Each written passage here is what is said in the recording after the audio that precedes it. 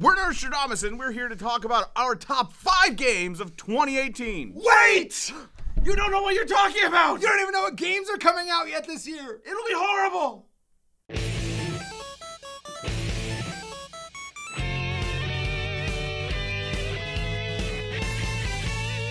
Welcome, everyone, to another episode of Nerdstrodamus. I'm Dr. Pants. I'm Lambo. And we're early into 2018, so it's time that we talk about our top 5 games of 2018. Wait, 2018 hasn't even happened yet. How can we talk about our top 5 games? Don't we always get disappointed? Doesn't this always happen? I wasn't disappointed last year. Well, I was disappointed. Half my games didn't even come out. I didn't even buy 2 of my games, 3 of my games from my top 5 list last year. Wait. Which 2 didn't even come Marvel out? vs. Just Earth Defense Force 5. It didn't come out. Oh, yeah. It should come out this year, but just because it was on last year's list, I didn't throw it on this year's list. There's so many stupid things. Yeah, and to be perfectly honest, there's a lot of games that might come out this year, but we don't know about. So we're sticking to games that we have a date of 2018 for. Mm-hmm. So 2018 is rather unique so far because while we're seeing a lot of interesting series make nice returns this year, and there are plenty of awesome games to look forward to on the slate, we're missing some kind of something.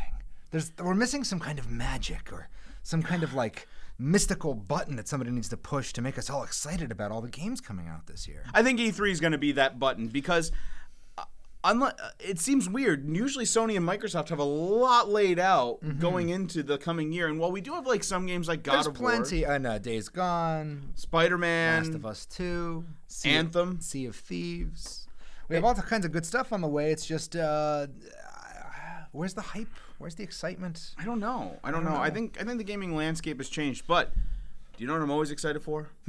Things on the Switch. The Switch. In all honesty, Nintendo's been bringing a lot of good information, and while we don't know much about the Switch in 2018, aside from a couple of games, I'm still pretty excited for a lot of it. Oh, yeah. So let's start with our top 5. So what's your number 5? Well, my number 5 is actually not a Switch game. Yeah. I'm going to pick up as far as we know of. Yeah.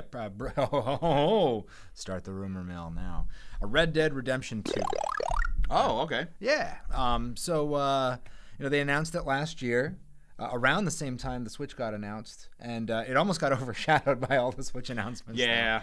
But no, people are still clamoring for it. They've announced a Red Dead Online to kind of coincide, maybe be something similar to GTA Online. But Red Dead had an online mode to begin with. Well, I think maybe an always existing online world one that's good. Yeah.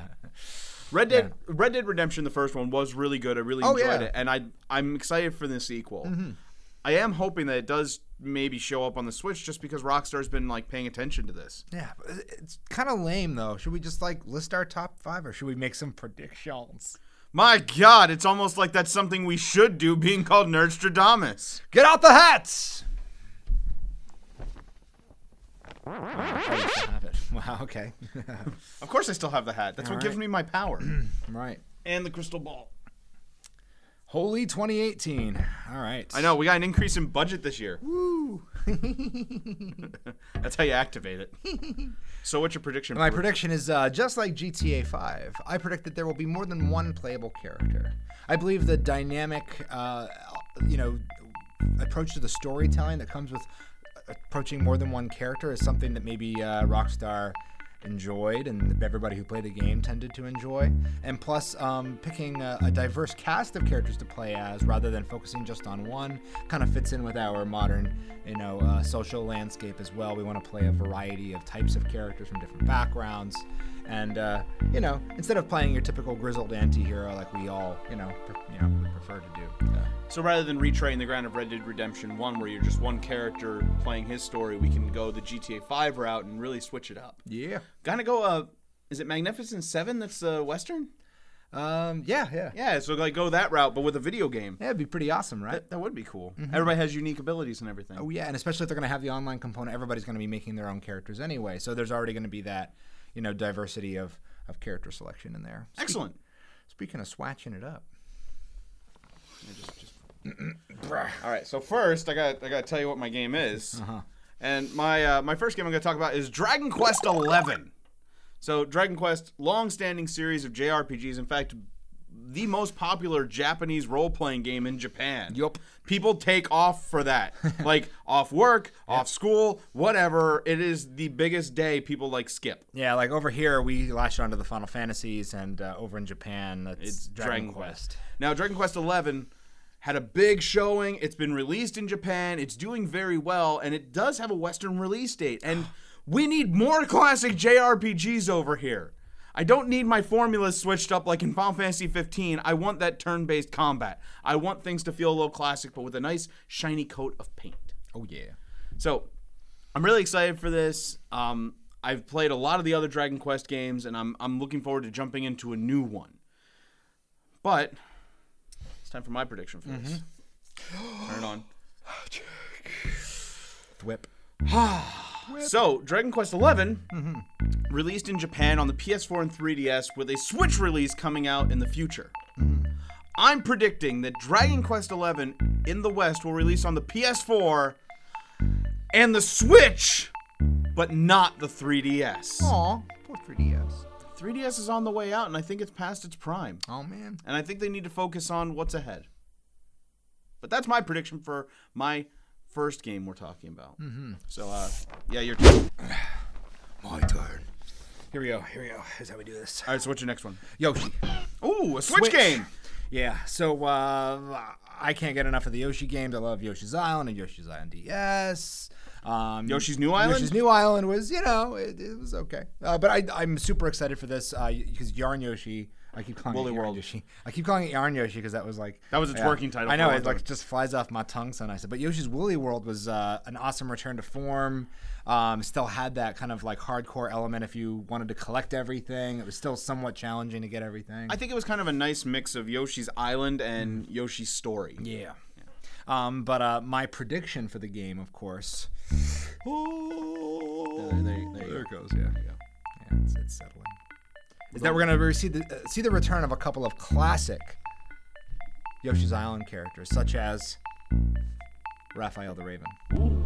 One of my favorite boss fights. Oh, yeah. Because it's really unique. I imagine we'll fight him maybe in a different sort of manner. Maybe not on just like a little moon thing. Nintendo's been switching it up lately.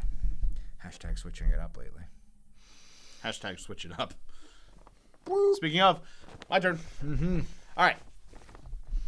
The front of it. I have whatever. All right, there we go. All right, front. So my next game, and I'm not doing a Switch title. I'm doing a Xbox One PS4 title. I'm talking about Darksiders 3. Oh, nice. Yes, so the original Darksiders was kind of a cool Zelda-style hardcore game where you played one of the Horsemen of the Apocalypse. And then Darksiders 2 was my first game on the Wii U. I got the Definitive Edition. Oh, is that what it's called? Something like that. But you played as the Horseman Death in that game, and it was ridiculously awesome. I remember you playing through a few of the boss battles. It was just like, yeah. It's a game that crosses kind of like Zelda-style dungeoneering and item-using, Bayonetta-style combat, Shadow of the Colossus-style bosses. It basically crack on crack. It was great, and then the company THQ was kind of pieced out to different people after it's shut down. But Darksiders 3 is still in production by Nordic, the people who did the first two. So hopefully we'll still see it come out, and it is slated for this year. So I'm hoping to see us get a cool game where we play as the third horseman. I think this one's Famine, but I haven't seen a whole lot about it. But, nope. But they've switched it up. From Darksiders 1 to 2, there was a change. I'm hoping Darksiders 2 to 3, there's a change. But my prediction is that in Darksiders 3, it won't be the final game. We will get a cliffhanger ending in the end of Darksiders 3, leading into the final chapter, Darksiders 4, where not only will we play as the final horseman, but we'll play as all four somehow. Yeah, I don't know. But anyway, I'm really looking forward to it. It's a cool game that's just something different. Let's punch the future in the face. Yes. In order to do that, we need to learn Shaq Fu. Oh, God. A Legend Reborn. Oh, God. Why is this on my list? Shaq Fu? Shaq Fu. I have no idea. So the original game, Shaq Fu, is a joke. It's a meme. Like, no one actually thinks it's a good game. No. It was universally panned at the time. It's terrible. It's Shaq fighting, demons and ninjas through time. And it's stupid, right? But the fact that people care enough about the property to want to make something new, I don't know if that's why. I don't know if they care enough about the property. They care enough about the meme. They care enough about the legend of it, right? You know, which is why it's called The Legend Reborn. So, you know, who is Shaq today? Like, Shaq is nobody to anybody who's a young gamer. He's a flat earther. So yeah. Oh, is it? No, he's not. No, that was a joke. That was a joke. Good. He's not a flat earther. Okay. But I can make a prediction about it. And the prediction goes as thus. I believe the game will actually be decent enough to earn at least a 7.5 or higher by somebody. Oh my God. Yep. You're Yep, I'm really reaching there. Yeah, you're writing a big check there. Yep. I hope it comes true for you. Oh, yeah. I really do. I hope the game's okay. And also for Slow Tad, because I know he's real excited about this. Mm-hmm. All right. Gryffindor. Sorry. What are you talking about? I'm Ravenclaw. Oh. I've been on Pottermore. All right. Jeez. Anyway, so I'm a big supporter of the Switch. So let's talk about a Switch game. Mm-hmm. My third one is Kirby Star Allies. I'm getting that too. Everybody should, because Kirby games are so much fun. I was a big fan of the last one that came out, Planet Robobot. It's a weird title for a game. Yeah. But Star Allies is the first big console one since Return to Dreamland. And there's a lot of Kirby love being thrown around, a bunch of little online games. So we're really excited to see all the cool stuff that'll come by in the Kirby universe. Yeah, so I'm really excited to see that, and I'm excited for the co-op. And it just looks like it's a return to form for Kirby, and it's a big console release, and it looks really pretty. Yeah, I hope in the future, this is just my hope. Yeah. That one day they make a really like hardcore awesome Kirby game. They like put him in like the real world, and he has to like survive like Rambo in the jungle. So like Shadow the Hedgehog, but with Kirby? No. No guns. No guns. No guns. Let him MacGyver it all the way through. MacGyver it? Yeah. Anyway, my prediction. Hold on. Really get it going. Yeah. My prediction for Kirby Star Allies is that we will see a return of Marx, the villain from Milky Way Wishes from Superstar Saga. That is honestly like the coolest boss he ever fought against, and actually put the world in peril. So we'll see what happens. Well, I'm hoping it's on par with the boss from the end of Planet Robobot. Yeah. Did you finish Planet Robobot? I did not. Oh, it was gigantic and epic and ridiculous. Sweet. Go ahead. All right.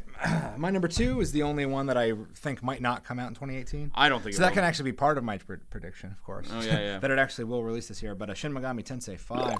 I'm real excited for this game. And when they announced it with the Switch Direct, and then this year we got a little bit of a little preview of it. Yeah, it looks more like it's in the realm of like the Nocturne style. Rather than what 4 was. Yeah, so hopefully we'll see a little bit more, kind of classic RPG action. I'm just excited for some epic dungeon crawling, some ridiculous end fight bosses, and probably some ridiculous, side quest that'll take 100 hours to complete. I mean, this is another like classic style JRPG, but it's also tough. They're classically hard. And I predict that it will come out this year, and that I think it's actually going to be the first sequel to an earlier game in the series. Now, I know 4 had its own sort of like, sequel. Yeah. But I think it's going to actually have some kind of elements that tie it back to a story in 1, 2, 3, or 4. Okay. I mean, I'm not holding out hope for it based on what we've seen. I really have no reason to base that on anything. I'm just making the prediction. All right. So strangely enough, my next game is also an Atlas game, but not a Shin Megami Tensei game.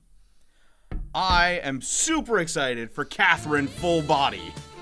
Catherine Full Body. You played that game like years ago. I played Catherine. You still have the boxer shorts. I do. They are not comfortable. And the waifu pillow. Did it come with a waifu pillow? It did, but I didn't use that one. It's not comfortable. Okay. The t-shirt's comfortable. Ah. The t-shirt's very comfortable. Wow. But Catherine was a puzzle game where at night you would sleep and dream you were a sheep pushing blocks to climb a tower and pretty much escape the responsibilities of being an adult, because the game wasn't about saving the world. It was about just living life and being a decent human being. Catherine Full Body, though, is taking the original game, which had 2 different pathways, either the good boyfriend and sticking with your girlfriend and marrying her, or cheating on her, leaving her for another woman. Now we're adding a third path, a new ending, maybe multiple new endings, and new elements to the game, and it's releasing on PS4. And I'm really, really excited to see this game come back because, and this is part of my prediction, they had hinted before that there might be a Catherine 2. My prediction is at the end of this game, we will be treated with a trailer or sneak peek of a sequel to Catherine. I'm real excited. Mm-hmm. So, that's interesting because I feel like more remasters should do that. What, add stuff? Well, no, just to have, you know, like when Last of Us remastered, like why didn't they put like a little like teaser for 2 in there? Because they didn't have anything done for it. Plus, it would look exactly the same. Because Last of Us 2 is going to be the same thing. Just more of it. Just more of it. It'll be tweaked and it might be better like Uncharted is, but you can't tell me that all the Uncharted games aren't really, really similar. Yeah. Sorry. But anyway, that leaves us with our number 1. Yeah, I'm going to fight you for that hat. No. We're going to... All right, fine, take it, because I don't want to ruin it. Okay, it's okay. Anyway, So, we're at our number 1. Yeah. Our number 1 game of 2018, so I think we should count down. Yeah. And on the count of 3, say what our number 1 game is. Ready? 1, 2, 3. Mega Man 11! I kind of knew this was going to happen. Yep. We happened before. We tend to like the same things. Plus, how long has it been since we've had a new Mega Man game come out? How long? It's a long time. It's more than 5. It's 6, 7, 8 years. When did 10? I don't know when 10 came out. It was a long time ago. It was a long time ago. Because it released on PS3, 360, and the Wii. Yeah. It's been a while. But anyway, so Mega Man 11, Capcom is going back to the Blue Bomber. Now, there's a lot to be worried about. Keiji Inafune is no longer the game designer head guy on this one. He's no longer in the director seat. Director's seat. Director seat. You know what though? I'm not sure if that's a bad thing given how Mighty Number 9 turned out. It wasn't bad, but it. You're burning me on this one. I like Mighty Number 9. No. It's not great, but I like it. But if you compare it to every Mega Man game that's ever come out, it's below them all. Yeah, it's below standard. Yeah. So it might be better to get some new blood in there and get going. But it's the first mainline Mega Man game ever to not be helmed by him, and so we're interested to kind of see how it goes. Yeah, and they're changing up the graphic style. Whereas 9 and 10 both went back to the 8-bit style, they're actually updating it and making it look cel-shaded. A little like Mighty Number 9. Yeah, but better. Better. It looks like a living, breathing world. It doesn't look like a PS2 game. Yeah, so we'll see how it goes. My prediction for the game, because I have to make a prediction, is that Dr. Wily will not be the final boss. Ooh. Ooh, because even when we've been psyched out in earlier games, he's always the final boss. Okay, well, I've got my own prediction. You've had your time. Yeah, I know. You've had your time. It's mine now. All right. My prediction, and this goes along with the fact that... You're really shaking that thing. Because I want it to come true. I really want it to come true. Come on! There we go. Because along with Mega Man 11 being released, we're also getting Mega Man X collections. And I predict that Mega Man 11 is actually going to tie, story-wise, finally, completely into Mega Man X and give us some foreshadowing to the Mega Man X series. Interesting. So we'd actually go into the capsules and Dr. Light would lock him away. Or at least see, like, Mega Man X being built, or see Wily build Zero, because that's confirmed. It's been officially confirmed that Wily built Zero. So I want to see that happen. And I just want Mega Man. I just want Mega Man. Hopefully it's good. Hopefully our number 1 doesn't suck. I'm sure it'll be fine. You know, it's really funny. You have a Spider-Man ball, and I didn't put Spider-Man on my list? Yeah, why not? Spider-Man's coming out. Everyone's really excited about it. Why aren't you? Because it looks like the Arkham games, but with Spider-Man. Oh, that. That's my big problem with games like coming out lately, is a lot of them look really samey, and I need something a little different. And that's kind of why our lists are as interestingly diverse as possible. We have some definite ones that people are going to be excited about, and there's some games to be excited about this year, like Days Gone. Yeah, and I mean, I am excited for Spider-Man, but I'm not sure I'm going to pick it up day one. All of these games, I'm guaranteed to pick up day one. And I'd also like to mention that it didn't make it on my list because it's not confirmed for any time. But if Bayonetta 3 comes out this year, it jumps to the top of the list. Oh, yeah. That is my number 1 game of 2018. Plus, E3's halfway through the year, and we've had surprise announcements that came up for the end of the year there, so we'll see what happens. And completely negate everything we're doing today. Yeah, it's because that's happened in the past, too. Last year we did our thing, and we didn't know about Xenoblade 2. And yeah. That made it to my number 2 last year. Pooh on us. Yeah, but this has been Nerdstrodamus. I'm Dr. Pants. I'm Lambo. What are you excited for this year? Let us know in the comments. And remember to like, share, and subscribe. But we'll be back some other time talking about something else video game related, so make sure to keep track of that channel and watch us do something dumb. But we're Nerdstrodamus. We'll see you some other time. Hey everyone, thanks for watching. If you liked what you saw, click subscribe. Also check below for the links to our Facebook page, Twitter, and blog. Check back often. We'll be posting new videos weekly.